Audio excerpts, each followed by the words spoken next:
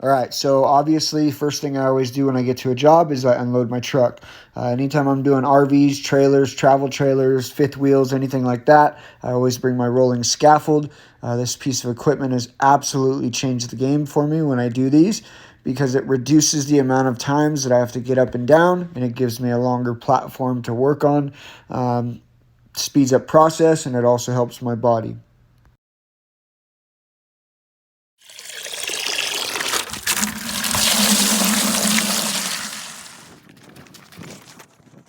All right, what's up? Good morning, everybody. So, it's a beautiful morning out. About to do an exterior detail on this big old fifth wheel. And so I figured it was time to do a step-by-step video on how I do these. And just to give people a little glimpse at my process, as well as the equipment that I use. So first thing, I have a brush for the top. This is dedicated specifically for the top. I do not use it on the sides. It is only for the top. Next, I'm excited about this one. I got a super long microfiber mitt on a pole, obviously. On top of that, you see right here, it's my DI tank.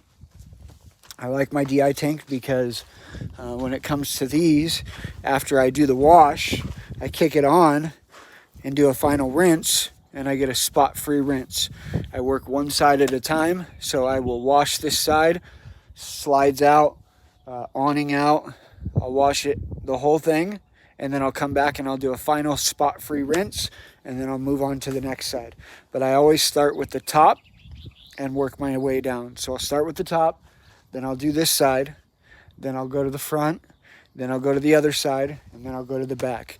And make sure as I'm doing this that I move all the pop outs out, have a detail brush with me to get in all the cracks, don't overlook stuff. You'll also see I have a scaffold. This has saved me a tremendous amount of time, especially when you're washing and waxing these things.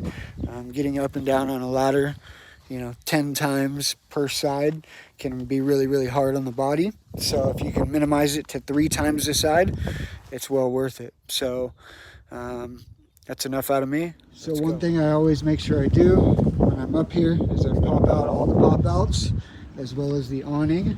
That way while I'm up here, I can get the tops of them and go from there.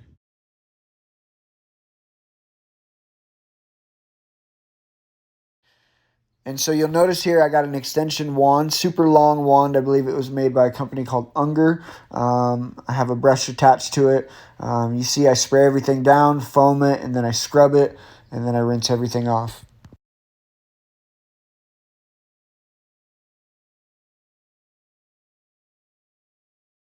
Also, another thing to be mindful of is the gutters on top of these trailers. Try to do your best to clean them out. Usually a pressure washer will knock all the stuff out. But as you can see, this roof looks nice and good. So here's an easy way to get your gun down without having to throw it. And notice how I'm just slowly feeding it down.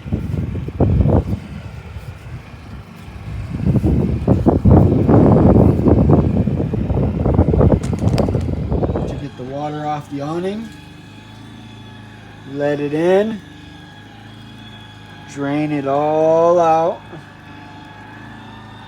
Then once it comes all the way in, then let it back out, because you do not want to close up the awning wet because it will cause mildew, and then you'll be back cleaning it again because you messed up. Alright, so now I'm going to start working on this side. What I do is I work about a probably 10-foot section at a time. Foam it down, scrub it, and then I'll do the rinse, and then I do a DI rinse, and I move on. So you'll see how I do it in the timeline. So one thing that I want to point out here, you'll notice because the awning is open, that there's about a 1-foot gap above the awning that you cannot reach from the ground. There's 2 options. You can either A, get it from the roof while you're up there cleaning the roof, or B, you can wait until the end, roll in the awning, and then you can hit it with a waterless wash. when you're getting ready to wax it. And so you'll notice here, because I'm in the shade, that I actually foam up the entire side of it and clean the entire side at once. It was probably about 85 degrees yesterday, so it really wasn't bad. You'll learn what you can and can't do.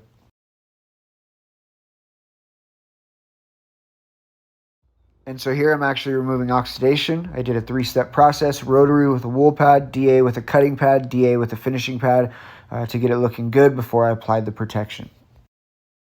All right, so I am officially applying the protection to the surface.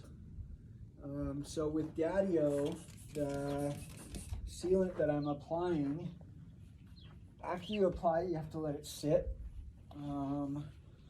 The rule of thumb, if you use it on cars, after you apply it to the last panel, you then wait 15 to 20 minutes to let it do its thing, and then you go back and buff it all off. And so with this, what I'm doing is I'm doing one side at a time.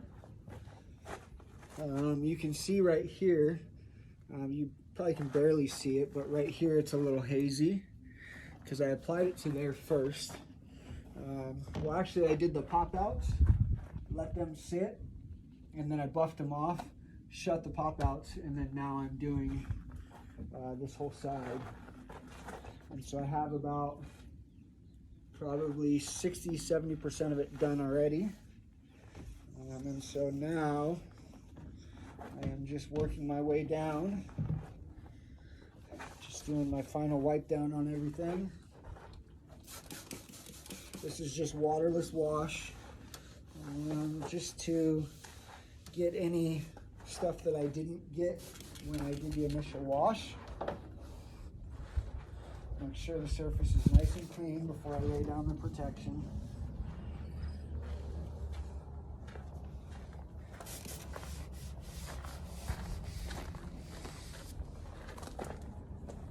So with that, now that I have it all wiped,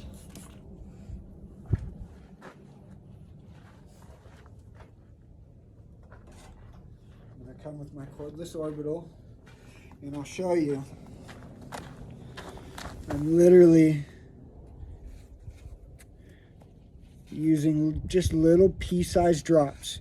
You don't want to put too much, because if you put too much, it's going to be difficult to get off.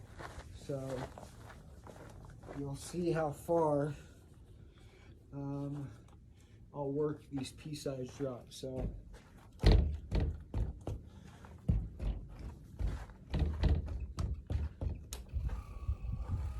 now keep in mind, because I've been, doing quite a bit of this already, this pad is pretty saturated. So in the beginning, the pea-sized drops probably didn't go as far as they are now, because the pad was pretty dry.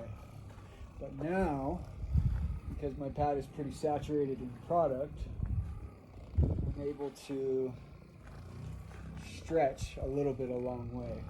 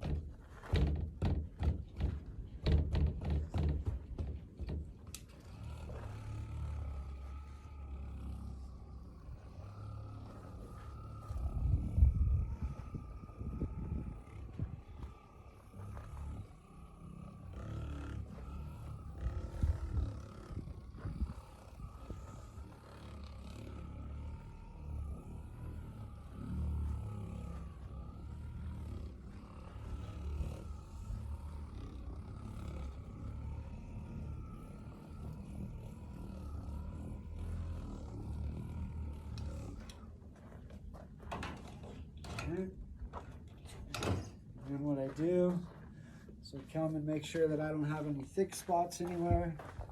If I do, I'll come and try to even it out, but it looks pretty good. So now all I have is this top part right here, and then I'm good to go. All right, what's up guys? So I'm almost done. It's taken me a little longer than expected. So this was my first time using Daddio on gel coats. And so what I've learned thus far is, based off the temperatures where I'm at, that I do not want to let it sit for too long, because what happened was I did here, and then I went to the front and started and worked my way this way, and then by the time I got here, it had been sitting for probably about 35, 40 minutes, and it gave me a hard time to buff it off. Other places where I had applied it, because Daddio, the goal with that sealant is when you use it on automobiles, you do the entire vehicle, and then once you do the very last panel, you wait about 15 to 20 minutes. So for me, I can wax an entire vehicle in probably, anywhere from 5, 10, 15 minutes, depending on how big it is. So you figure that's probably about 25 to maybe 30 minutes of dwell time. But it's a little warmer than usual, and it's sitting in direct sun. And so what happened was, on the back here, I did the top, I did the bottom, and then I went up to the top and I started buffing it off. And so with that, it probably sat for about, maybe 10 minutes up at the top. So we'll see how it goes. Now I'm going to do this side. This is all I have left, is this one side. And so what I'll do is I'll do the top up here, I'll do the bottom, and then I'll climb back up and buff it off. So learning curve. This is what happens when you try using new products. You know how some people can't wait to get off work so they can go drink a beer? Well, for me, I can't wait to get off work so I can go eat some tacos. That's legit all I'm thinking about right now. Just tacos and some onion rings and a Mexican Coke. I literally have this much left and I have no energy. Burnout. Alright, so here's the final glimpse at it. All done for the day. Front end nice and glossy again.